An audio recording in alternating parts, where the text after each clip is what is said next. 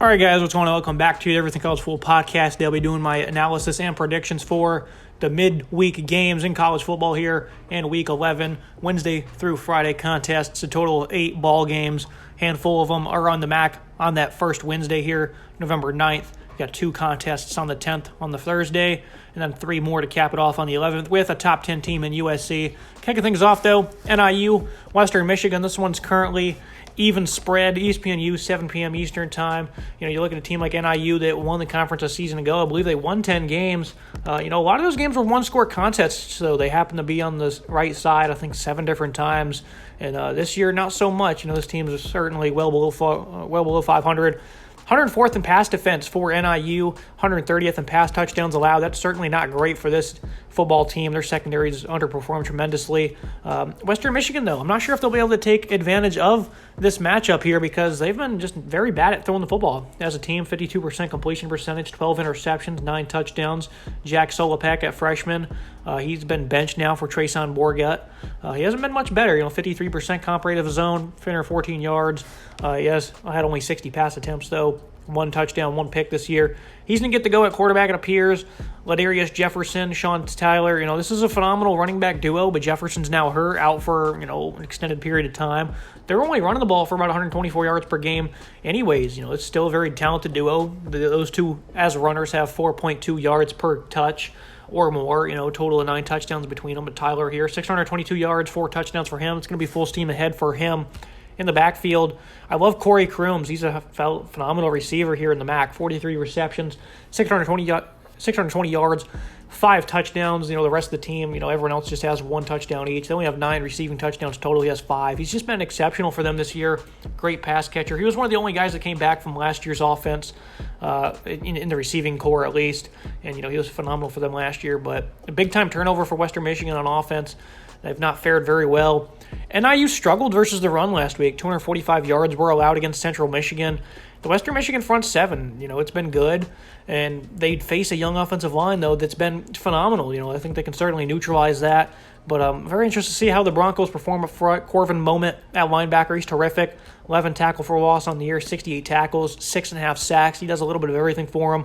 Marshawn Nealon on the defensive front. Braden Fiskey, Andre Carter. They're pretty deep, and they got some really impactful players there for them. Zaire Barnes has stepped up at linebacker. He actually leads the team in tackles with 74.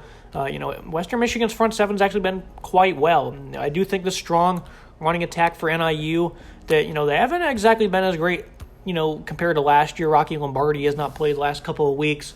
The running game's still averaging, just south of 200 yards per contest. Harrison Whaley, Ontario Brown.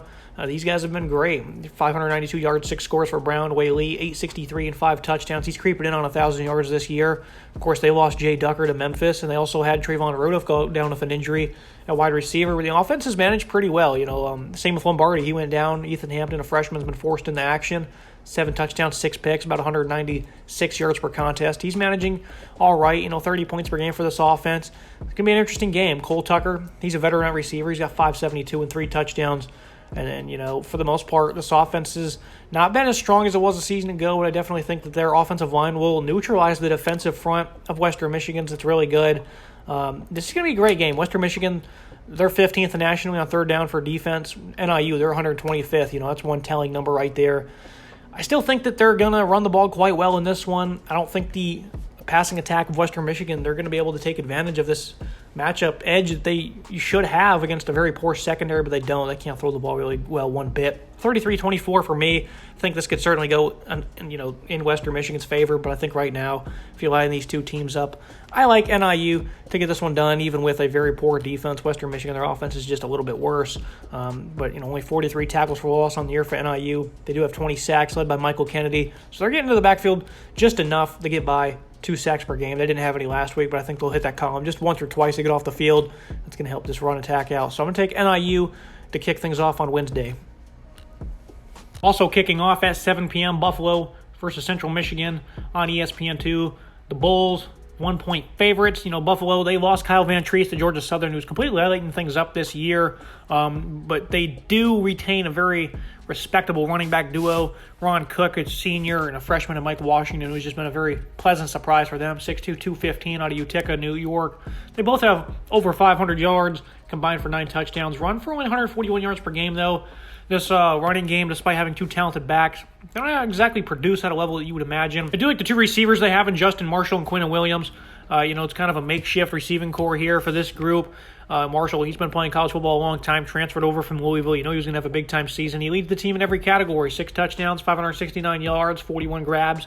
He actually has 6 less grabs than Williams does, but Williams only has 514 and 4 scores. So, very even production out of those 2. Ron Cook, he's their 4th leading receiver. Jamari Gassett, he's 3rd. So they're not very deep at the receiving core position. Marshall and Williams, though, they get great production for them. Cole Snyder, 14 touchdowns, 6 picks, 238 yards per game as a passer. This offense has pretty respectable balance, I would say. The Bulls, they've obviously had a little turmoil with Lance Leopold leaving. So this team's kind of been a little down the last couple of seasons. The Buffalo offensive line's really struggled this year, And the Central Michigan defensive front, they are very tackles for loss. They have 8.5 of those per game. Thomas Income, 13 tackle for loss for him. John Wesley Whiteside, 2 seniors there. He has another 8 tackle for loss. Michael Heldman, 7.5. He's a freshman for them. And Income, though, he has 8.5 sacks. He really leads the team here. He's a big-time leader for them in this front 7. Kyle Moretti, so he stepped up at linebacker, 66 stops. Justin Whiteside, another 53. 2 sophomores there.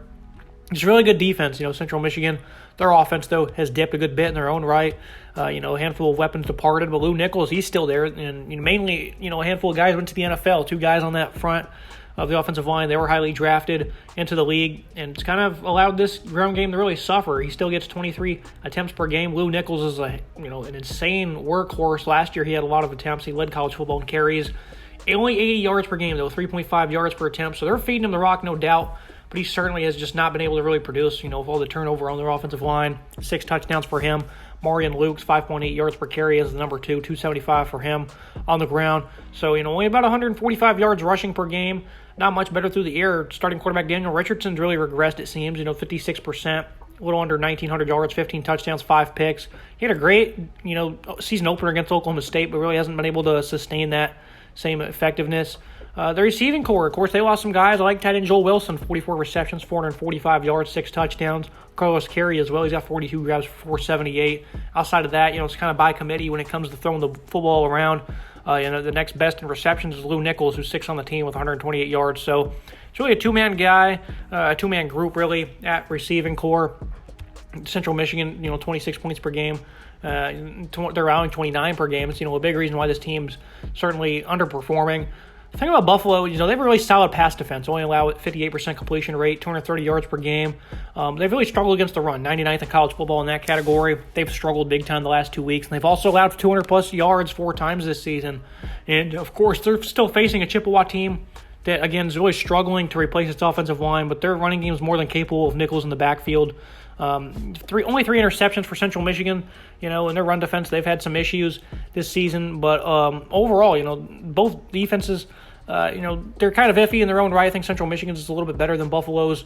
And I think the biggest matchup here, though, is just the offensive line for Buffalo versus the Central Michigan defensive line. Again, into the backfield a good bit. I think it's really going to bottle these guys up. They're down early last week, and they were forced to throw the ball a lot. They could not run one bit. They didn't have the opportunity to do it either. 28 carries for 22 yards. Both of those are by far seasonal lows. They want to be able to run the football week in, week out. They were not able to do that last week against Ohio. I don't see them being able to do that this week either against a really strong defensive line. Ohio, they're really not that good of a run defense themselves, and, they had no issues with Buffalo. So I'm going to give the edge to Central Michigan in this one. 31-24. I do think that Buffalo will make some big plays through the air. Kind of shocked that they're -1 because I do think the matchups here do not really favor them one bit. But this should be a fun game. Central Michigan here, I do have them picking up the win at home. And the third game, it kicks off at 7 p.m. Eastern Time on Wednesday. Kent State versus Bowling Green, 2.5-point line in favor of the Golden Flashers. CBSSN will be carrying this one. It's a matchup of 2 teams really struggle on defense. I think Kent State, they're much worse on the defensive side of the ball. But, nice little matchup here for Marquez Cooper, who's a superstar in the backfield, over 1,000 yards already, 9 touchdowns, averages 112 yards per game, going against the 80th ranked run defense in college football. 3 straight games of 220-plus rushing yards for Kent State. They've had 300-plus on 2 different occasions this year. This is a really good running attack led by Cooper. Of course, they lost a very good quarterback in Dustin Crum coming into the year. Colin Shield, though, 6'3", 213 from Maryland. He's done a pretty good job, I'd say. Very serviceable starter, 9 touchdowns, 4 picks, completing only 60% of his passes. Has ran for 381 and 3 touchdowns, averaging about 4.8 yards per touch there. So he's been pretty impressive, about 48 yards per game for him. So that's a nice little addition to that running attack because it's not a 1-2 punch like it was a season ago at running back. Xavier Williams, of course, he departed. So it's really been, Cooper's backfield all to his. Dante Cephas, he returned at pass catcher, 47 grabs, 731 yards. But Devontae Walker, his 8 touchdowns is a team high. He averages 15 yards per catch himself, 42 receptions. Jashawn Polk, he's been around a long time. Only has 18 grabs this year for under 200 yards. He's certainly a reliable playmaker if they need him, though. Kent State is really a team built on offense, though. They allow almost 32 points per game. I do think that Bowling Green has a pretty interesting matchup. Kent State, 120th nationally against the pass. It's always been an issue for them, and now they're facing an offense. It's very efficient. Only about a 60% completion rate for Matt McDonald, but 1,781 yards for him, 16 touchdowns, 3 picks. That's pretty good efficiency there through the air. Very deep at wide receiver. They really dish it around. 7 different guys have double-figure receptions. Tyrone Broden, C.J. Lewis, Odoye Hilary. There's a handful of different guys they really throw it to. Christian Sims at tight end, 30 receptions for him. That's second on the team, 4th on the team in yards. They're very versatile at receiver and running back. This has not been a great running attack over the years. It's not anything better this year, slightly improved. A very young backfield still, nothing but freshmen, nothing but sophomore. You got 4 sophomores leading the way, Jason Patterson, Jamal Johnson. Those are the top 2 rushers, but for the most part, this is kind of a one-dimensional offense. They might be able to expose Kent State, though, because their defense is not great. So even though they've been struggling to run the ball this year, they could certainly crank things up. Bowling Green, despite their defense being poor, they are second in college football in sacks. Carl Brooks leads the way. That's one thing that's really kind of shocking about this unit is they do a great job getting to the backfield. Brooks, 12.5 TFL, and, more than enough sacks with 8. This is a really good defense. He leads the way. Walter Harris, senior on the defensive line. You look in the middle, DJ Taylor, Darren Anders, a handful of seniors there, linebacker Chris Bacon, another senior who's a safety, 55 tackles for him. This defense certainly hasn't improved like I thought it would. I'm pretty sure they returned all 11 starters. I could be wrong, but they returned a good bit of production, and they have not improved all that well. Kent State, 121st on third down. For their defense. Kent State's offense, second in the MAC in converting on third down, so this is going to be a tough game to predict. I'm really not sure which way to lean. I'm going to lean Kent State, but I think overall this is going to be an interesting game. I do want to see how that, horrid Kent State secondary does against a very, versatile passing attack for Bowling Green, I would say. I do think their running game, led by Marquez Cooper, though, that's going to be a big difference maker for them. Should be an interesting game to watch. 121st in FBS on third down is Bowling Green. I think I said Kent State just a minute ago, but yeah, Kent State, they're second in the MAC on offense on converting third down. Bowling Green 121st on defense, so I do think that'll be one thing there that kind of separates them from the pack is the ability to get off the field. I don't think Bowling Green will be able to do that enough, and this should be a good game. Golden Flashers, I have them surviving on the road against Bowling Green.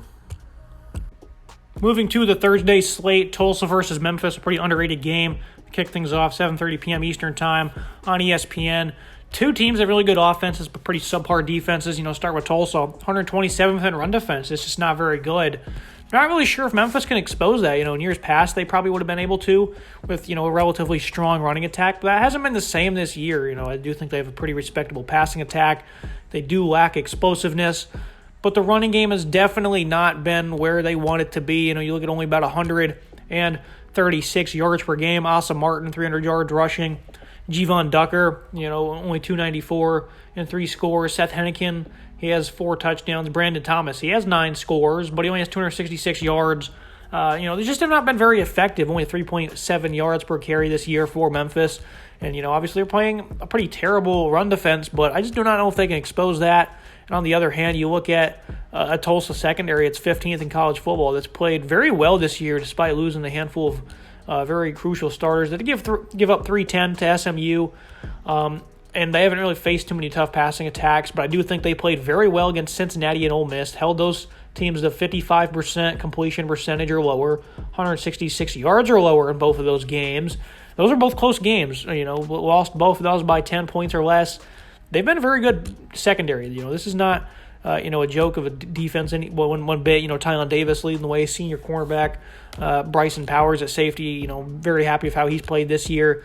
He's, their leading tackler with 80 stops. So this is a secondary I think matches up very well with a Memphis passing attack that has not really, they don't really have that same speed on the outside we're accustomed to seeing. Joseph Skates, 22 yards per catch and only 16 grabs. Then you look at other guys like that, like Gabriel Rogers under 12.5 per catch, Eddie Lewis under 14, and the leading pass catcher is a tight end, and Caden Prisco, 36 grabs, 454 yards, and 6 touchdowns, team high in every single category. This is just not the same Memphis teams you're accustomed to. They still put up 34 points per game. I don't really know how. This is an offense that does not have the same explosion they used to have. They do convert, 43% on third down. That's certainly encouraging. But, you flip the script to a Memphis offense that they only run the ball for about 139 yards per game, but they're certainly more effective. And I know you don't really see that on the stat sheet, but this is an offense that can certainly get things going with a very deep backfield. They had 299 against Temple the other day, 262 against Ole Miss. That's an SEC defense, and that was a close game. That's not garbage time. They lost that by only one score. Demetric Prince, Steven Anderson's gotten involved this year. He has a team-high 5 touchdowns. They've really battled some injuries in the backfield. I don't even know if Prince is even healthy at this point in time because, he didn't play in the first handful of games. Now he's the leading rusher for them. I'm still not sure exactly where he's at in terms of health, but this is a game-changing, type of offense when they're fully healthy. Davis Brin at quarterback, they just struggled in their last game because he was hurt, didn't play.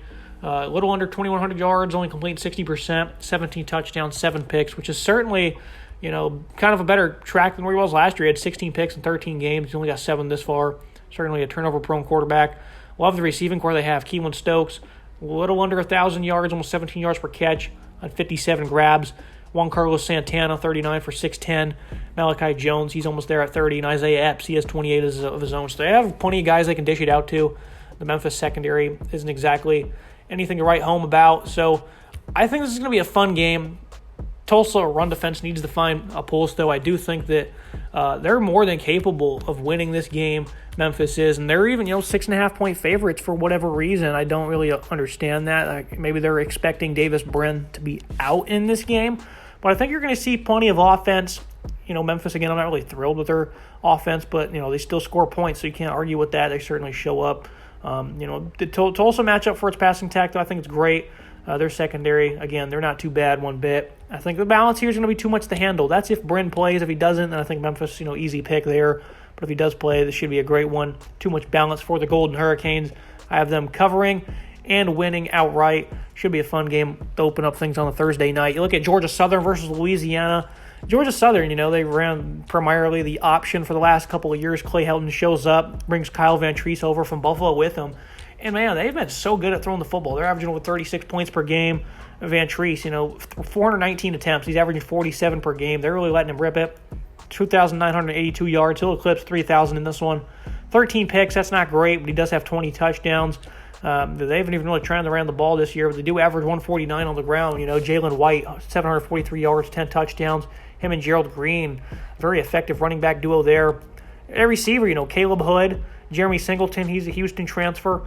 Hood, he's been around a couple years. He's getting involved as the leading pass catcher, 60 grabs, 685 yards. Derwin Burgess, he has 53 grabs for 642 and 6 touchdowns. And again, Singleton, he has 48 grabs, 500-plus yards. And Amari Jones, one more guy, 6 scores and 35 receptions. So they're certainly dishing it out. This passing attack is just ridiculous. The offense is really just taking that step all of a sudden. I don't know how, because, to undergo a schematic change like that and you get better. Very shocking things to see from Georgia Southern. Biggest problem for them is their defense is very, very poor. 31 points per game they allow over that. Again, they're fourth in FBS in passing. That's really allowed them to be in a lot of these games. But they're facing a really good secondary here. More picks than touchdowns allowed. Third in the FBS interceptions. Louisiana Lafayette. These guys. They're no joke one bit. Braylon Trahan was a guy that probably should have went to the NFL draft last year.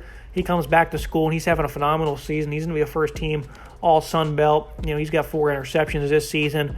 This is a defense that, they had a little bit of leftover talent from Billy Napier departing. Jordan Quabox at linebacker, he's a senior, team high 75 tackles.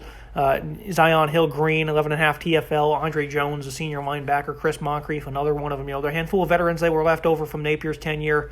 11 sacks between Jones and Hill-Green. This is a defense that still plays very good football. They're giving up about 22 points per game. It's not, where exactly they want to be. They want to be a few points lower than that, but this is certainly a defense that's good. They do give up a 39% conversion rate on third down. Something Georgia Southern might look to expose.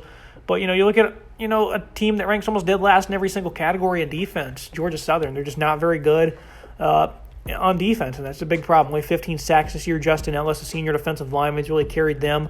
Marquise Watson-Trent, a sophomore linebacker with 81 tackles.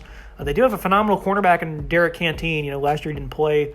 The year before that, he was among the nation leader in interceptions. He's got 9 pass breakups this year.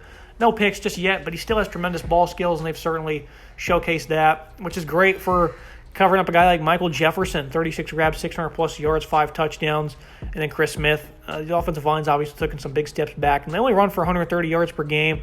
And they have a quarterback in Ben Woolridge, only 12 touchdowns and 4 picks, completing about 57%.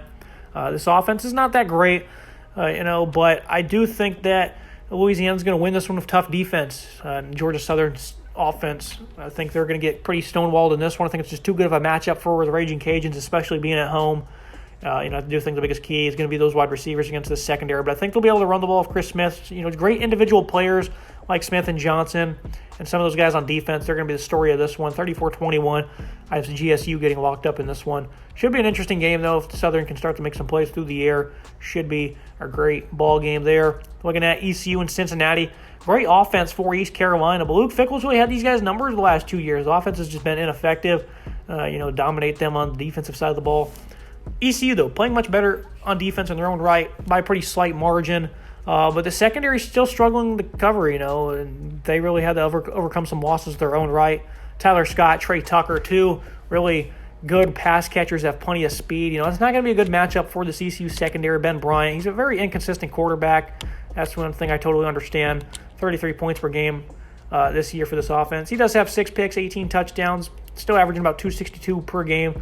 Running game, only about 134. Charles McClellan, Corey Kenner, nice little respectable duo there at running back. This offense is not really to write home about, kind of like it has been in years past. They do have another speedster in Jaden Thompson. I like the tight end and Josh Wiley. They have plenty of weapons here to expose this secondary. And I think Cincinnati, it's still a very good defense. 21 points per game allowed. Ivan Pace coming over from Miami of Ohio. Joining his brother Deshaun here. I mean, what a season he's having. 97 tackles, 19 tackle for loss, 9 sacks. He has 2 forced fumbles. I mean, week in, week out, he's just putting up numbers. It is absurd what Ivan Pace is doing. He's on track for Willie Anderson-type numbers here for the Bearcats. Jabari Taylor, a guy like on the defensive line. This is still a defense that, they're pretty, good at stuffing the run, and they're very good at defending the pass. They're giving up a little bit more on the ground this year, 141 yards per game. On the ground, they gave up 258 to UCF. That's not great, but they held Navy in check, 176 on 53 attempts. They bounced back in a big way against that offense. You look at this defense, though. Javon Hicks is one of those guys who returns at safety in the secondary. Arnquan Bush as well. Holton Aller, C.J. Johnson, Isaiah Winstead. That's a phenomenal passing attack. Cincinnati, though, only gave up 181 yards per game, 53% opponent completion percentage. Very efficient passing attack for ECU, 70% completion percentage for Allers this year, only 5 picks compared to 18 touchdowns. He's on track for another 3,000-yard season. This is a passing attack that has a lot of weapons. This is, an offense as a whole that has a good bit of weapons. I think Keaton Mitchell, 863 yards, 9 touchdowns, averaging over 7 yards per carry. I think they could certainly win the matchup on the ground. Pretty impressive offensive line. Cincinnati, again, they've kind of taken a step back against the run. I think that's certainly an opportunity they wanted to look to try and expose. But Cincinnati only -5 at home. I don't really understand that. I think they're going to have, not many issues playing at home against ECU. I think they're going to win this one pretty handily. ECU's a really good team, 35-24, so they'll win by 11. But I think they should stick around for the first half. I think in the second half, especially Luke Fickell, will have these guys dialed in, and that's going to be it for that one. You look at Friday night as well, 9:30 p.m. Eastern Time on FS1. Number 8, USC against Colorado, who's, I picked them to win 0 games this year. They're on track to win just 1. This is a football team that's really, has 33-point favorites or whatever it may end up being. We're just looking to see how USC plays at home against a really bad football team. Obviously, they've had some struggles on defense, immensely giving up over 25 points per game. They give up a lot of yards. They're looking to get healthy with Eric Gentry, a handful of other guys on defense. This is not a very good unit one bit, over 6 yards per play. Tuiolopotu, though, he's having a phenomenal season. 15 TFL, 9 sacks. It's one of the nation's high marks. There's some strong individual players on this defense. Shane Lee needs to play better, though. I like Max Williams in the secondary, Mekhi Blackman, Kalen Bullock. He's a heck of a ball hawk. That's one thing this defense does. 14 picks on the year for this group. They force a lot of turnovers. By far the nation's best turnover margin at 16. Only 2 lost turnovers this year. They just had their first fumble this past week, and then back against Arizona State, a month or 2 ago. That's when Caleb Williams had his only pick of the year. They were missing their top 2 receivers in Mario Williams and Jordan Addison. He had no problems. Still threw for 360 and 4 touchdowns against Justin Wilcox defense. 2,700 yards through the air, 28 touchdowns, only 1 pick. Another 287 and 4 scores rushing for Caleb Williams. This is an offense loaded with talent. They run for 182 a game. They're very deep wide receiver. And then Colorado is just a team that they don't have a passing attack. Their defense is just horrendous, giving up 40 points per game, only 15.6 on offense. Deion Smith, I think he's a pretty strong player at tailback. I do like some of the guys they have in the receiving core. Daniel Arias, he's pretty good. Brady Russell at tight end. He's only got 13 grabs for 90 yards. They just have not been able to get their weapons involved. R.J. Sneed, a guy that came over from Baylor, only 16 grabs for 135. It's just not a good football team one bit as expected. J.T. Shrout's kind of took over at quarterback for Brendan Lewis. He's only completing 44.5%. 6 touchdowns, 6 picks. Nothing good. This is going to be a blowout, 52-17 for me. The USC defense not good at all, so I think 17 points allowed is a fair mark there. Could be an interesting game. Should be fun if you want to see great offense. Speaking of some offense here, Fresno State, they're very happy to have Jake Haener back. They really struggled immensely on offense when he was gone. Comes back, he's had 300-plus yards in back-to-back games. Heck of a leader, heck of a winner. Jake Haener, he's phenomenal. Hopefully he has an opportunity at the next level. He's averaging 315 yards per game this season, 74% comp rate, 11 touchdowns, 3 picks. They're just so happy to have him back. 800 yards, 9 touchdowns for Jordan Mims. The running game certainly not great. About 4 yards per touch. It's a serviceable running game, enough to get by. Jalen Cropper, Nico Mingo, Josh Kelly. I believe he's not healthy anymore, but this is a receiving core. It's got some weapons for sure. Kelly, he's back to being a healthy, so they certainly have 3 good weapons they want to dish it out to. Ramingo, 48 grabs, 548. Cropper, 56 for 664.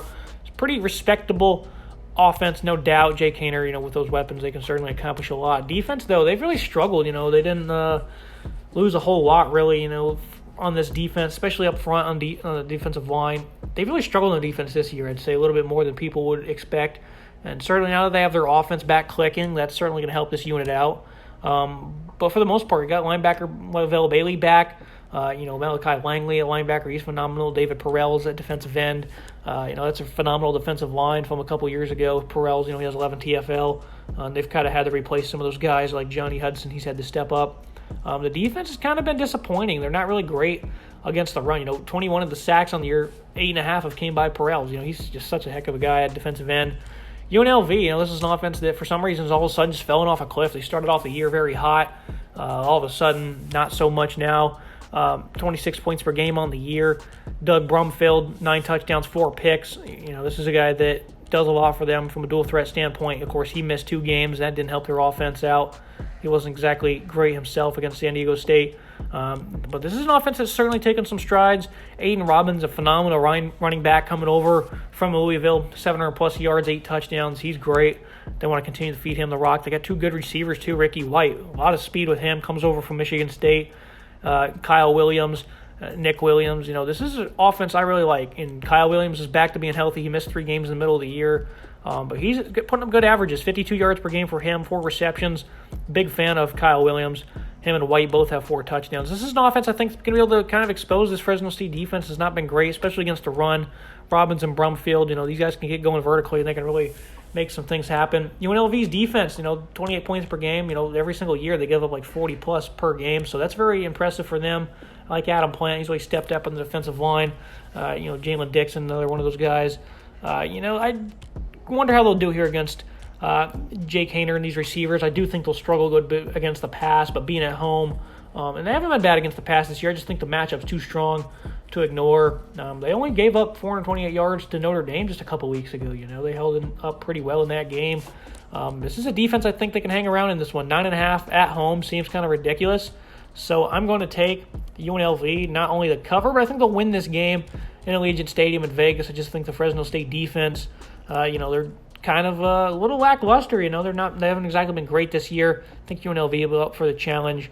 I think they'll give up some yards and whatnot through the air, but I think the defense is certainly better than people give them credit for. I think they'll force a turnover or two that's going to help them out. And, this is going to be a good one. I think UNLV will pull the upset in that one. It's going to cap everything off for today's episode, guys. Make sure you like, comment, subscribe. See you next time.